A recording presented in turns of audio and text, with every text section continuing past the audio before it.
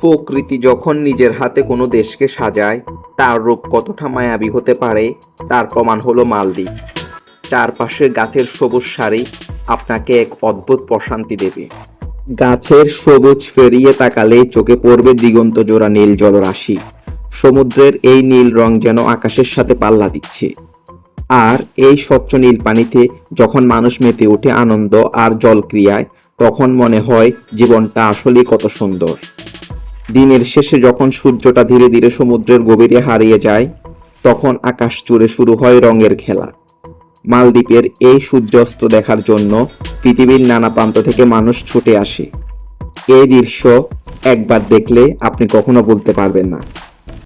প্রকৃতি আর সমুদ্রের এই অসাধারণ মেলবন্ধন মালদ্বীপকে করেছে পৃথিবীর অন্যতম সুন্দর স্বর্গ।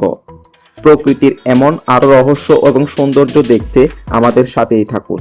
Thank you for watching.